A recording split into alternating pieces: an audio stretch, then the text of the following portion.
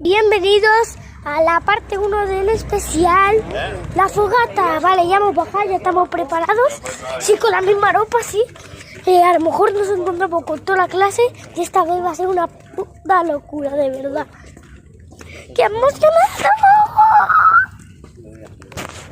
¿Todos listos? ¿Todos listos? No sé más que decir. No sé qué más decir, mejor dicho. Bueno. Ándate bien la chingada. Casi me mato, Bueno, este es mi portal, qué emocionado estoy. Voy a parar el video y lo seguiré grabando cuando ya estemos cerca del cole, ¿vale? Ahora nos vemos. ¡Vámonos! ¡Vámonos! Por la mañana café, por la tarde ya estamos en la calle, sal de tu balcón. Ahora sí, vamos. Por aquí.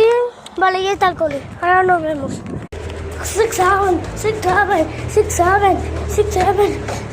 Bueno, la verdad que te solo vas a hacer el tonto y anda a ver cómo va a resultar. Bueno, vamos a ir al chino antes de todo. Yo voy así. Vamos para donde el cole. Ah, no. Bueno, volveré a grabar ya ahora. Bueno, todo se ve. Bueno, da igual. Bueno.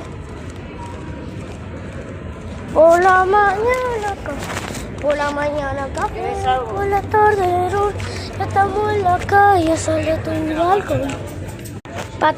Patronizando es plena mentira.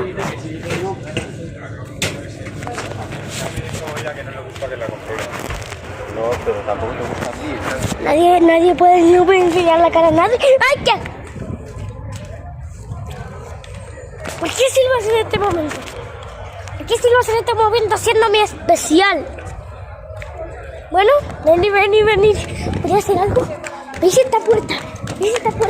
Pues se va a cagar en la puerta.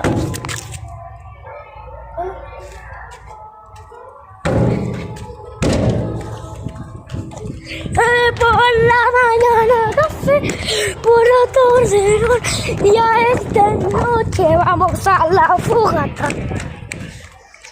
Ahora, bueno, me queda muy poco de video, así que voy a pararlo y ahora sí, estamos cerca del cole, vuelvo a grabar. Adiós. ¡Ya superado!